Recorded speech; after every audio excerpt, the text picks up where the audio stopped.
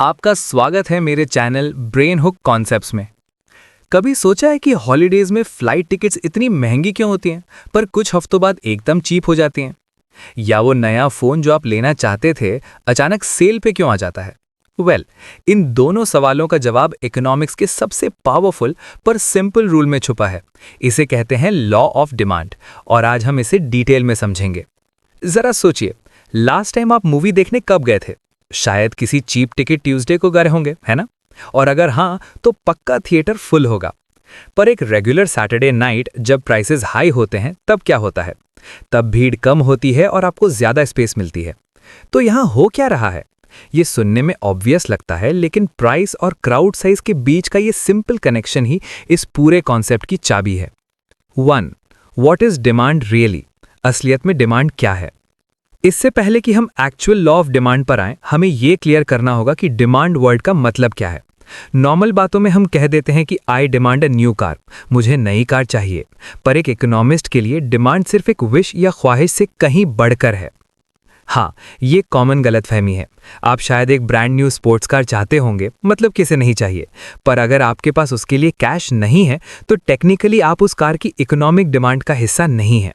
एक simple wish को true demand बनने के लिए कुछ और इंग्रेडिएंट्स की जरूरत होती है। तो रियल इकोनॉमिक डिमांड के लिए 3 चीजें होना जरूरी है। पहला, आपको वो चीज चाहिए, डिजायर। दूसरा, आपके पास उसे खरीदने के पैसे होने चाहिए, एबिलिटी टू पे। और तीसरा, और ये सबसे जरूरी है, आप वो पैसे खर्च करने के लिए तैयार होने चाहिए, विलिंगनेस टू स्पेंड। अगर इनमें से एक भी चीज मिसिंग है, तो वो सिर्फ एक सपना है, इकोनॉमिक डिमांड नहीं। इसे और क्लियर करते हैं। मान लीजिए मुझे फरारी चाहिए, पर मेरा बैंक अकाउंट कहता है बिल्कुल नहीं, तो मैं फरारी की कोई डिमांड क्रिएट नहीं कर रहा, ये बस एक विश है।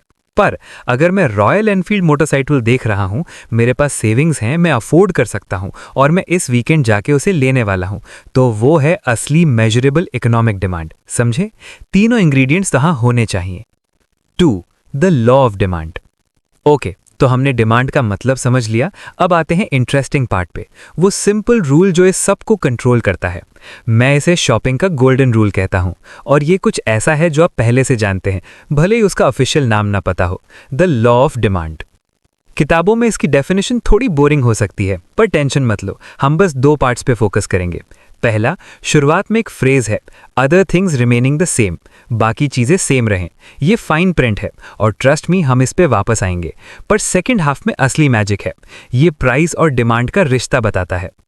अगर मुश्किल शब्दों को हटा दें, तो ये एक इनवर्स रिलेशनशिप है। सिंपल भाषा में ये ऑपोजिट डायरेक्शंस में चलते हैं। जब किसी चीज का प्राइस बढ़ता है, अब हम उसे कम खरीदते हैं, और जब प्राइस घटता है, डाउन, हम उसे ज्यादा खरीदते हैं। ये इतना पावरफुल आइडिया है कि हमारी पूरी इकोनॉमी इसी पे चलती है। वापस मूवी टिकट्स पे चलते हैं। जब टिकट सिर्फ 150 रुपए का होता है, डिमांड हाई होती है, राइट? थिएटर फुल होता है। पर जब वही सेम टिकट 500 रुपए का हो जाता है, डिमांड धड़ाम से गिर जाती है। बहुत कम लोग सोचते हैं कि ये वर्थ इट है। बस यही है लॉ ऑफ डिमांड एक्शन में। ओके, याद है मैंने कहा था एक फ्रेज याद रखना, other things remaining the same. ये बहुत इंपॉर्टेंट शर्त है। इकोनॉमिक्स के पास इसके लिए एक लैटिन टर्म है, सेटेरिस पैरिबिस।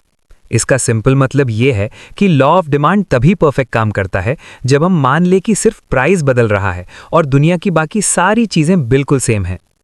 तो ये बाकी चीजें क्या हैं? बहुत कुछ, जैसे आपकी इनकम, आपके टेस्ट और प्रेफरेंसेस, या दूसरी चीजों के प्राइसेस। सोचिए, अगर मूवी टिकट सेल पर हैं, पर आपकी जॉब चली गई है, तो आप टिकट नहीं खरीदेंगे, है ना? आपकी इनकम बदल गई, तो रूल थोड़ा गड़बड़ हो गया। ये अजम्पशंस इकोनॉमिस्ट को हेल्प करती हैं कि वो सिर्फ प्राइस का असर समझ सकें। अब हम लॉ समझ गए, पर इकोनॉमिस्ट इसे एक्चुअली यूज कैसे करते हैं? वो इसे विजुअलाइज करते हैं 2 सिंपल टूल से, डिमांड स्केड्यूल और डिमांड कर्व से। चलिए देखते हैं कि वो हमारे बिहेवियर का मैप कैसे बनाते हैं। ये जो आप देख रहे हैं, ये एक डिमांड स्केड्यूल है। नाम से मत डरिए, ये बस एक सिंपल टेबल है। ये दिखाता है कि अलग अलग प्राइसेस पे एक इंसान कितना खरीदने को तैयार है। प्राइस 10 है तो बंदा 2 यूनिट्स लेता है, पर जब प्राइस गिर के 4 हो जाता है तो वो 8 यूनिट्स लेता है। ये नंबर्स में लॉ ऑफ डिमांड का परफेक्ट एग्जाम्पल है। अब यहाँ इंटरेस्टिंग पार्ट आता है। अगर आप इन नंबर्स को एक ग्राफ पे प्लॉट करें, तो आपको मिलेगा ये डिमांड कर्व। और नोटिस कीजिए, ये हमेशा लेफ्ट से राइट नीचे की तरफ झुकता है। ये डाउनवर्ड स्लोप ही उस इनवर्स रिलेशनशिप का विजुअल प्रूफ है। जैसे प्राइस गिरता है, क्वांटिटी बढ़ती है। ओके, ये डिस्टिंक्शन बहुत ज़रूरी है, तो ध्यान देना। मूवमेंट अलोंग द कर्व ये तब होता है जब सिर्फ प्राइस चेंज होता है। जैसे कोई स्टोर सेल लगाता है, आप सेम कर्व पे एक पॉइंट से दूसरे पॉइंट पे जाते हैं। लेकिन शिफ्ट ऑफ द कर्व वो अलग है, वो तब होता है जब वो फाइन प्रिंट वाले रूल्स टूट जाते हैं। एग्जाम्पल के लिए, अगर आपको ऑफिस में प्रमोशन और रेज मिल जाए, मूवी टिकट्स के लिए आपकी पूरी डिमांड बदल जाएगी, पूरा कर्व राइट साइड में शिफ्ट हो जाएगा। मतलब अब आप हर प्राइस पे पहले से ज़्यादा टिकट्स खरीदेंगे। 5. वाई इट मैटर्स, ये ज़रूरी क्यों है? हमने थ्योरी देख ली, ग्राफ्स देख लिए, रूल समझ लिए, पर इसका क्या फ़ायदा? इकोनॉमिक्स क्लास के बाहर ये कहाँ काम आता है? लॉ ऑफ डिमांड समझना सिर्फ पढ़ाई नहीं है, ये उन इनविजिबल फोर्सेस को देखने में मदद करता है जो हमारी दुनिया चला रही हैं। ये एक सिंपल सा लॉ बहुत सारी चीज़ों की फाउंडेशन है।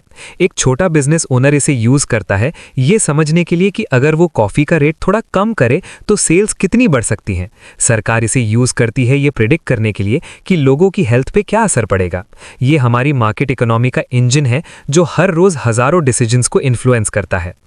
लेकिन हाँ, हमें रियलिस्टिक होना पड़ेगा। ये एक मॉडल है, ये हमारी कॉम्प्लिकेटेड लाइफ को परफेक्टली प्रिडिक्ट नहीं कर सकता। हम हमेशा रैशनल नहीं होते हैं ना। कभी कभी हम महंगी स्नीकर्स ले लेते हैं सिर्फ ब्रांड के लिए, या इम्पल्स में आके कुछ ऐसा ले लेते हैं जिसकी ज़रूरत नहीं थी। वो फाइन प्रिंट, सेटरिस पैरिबिस, रियल वर्ल्ड में हमेशा सच नहीं होता। तो याद रखना ज़रूरी है कि इस थ्योरी की अपनी लिमिटेशंस हैं। तो ये था लॉ ऑफ डिमांड, दुनिया को समझने के लिए एक बहुत पावरफुल नज़रिया।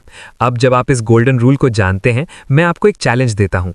बाहर जाइए और देखिए ये कहाँ अप्लाई होता है, और इससे भी इंटरेस्टिंग, देखिए ये रूल कहाँ फेल होता है। जैसे लग्जरी गुड्स या लाइफ सेविंग मेडिसिन्स, कब शॉपिंग का ये फंडामेंटल रूल टूटता हुआ दिखता है। That's all for today. Thank you so much for watching this video. Like it if you loved it and please share it. And also subscribe to my channel to get more videos like this. Thanks.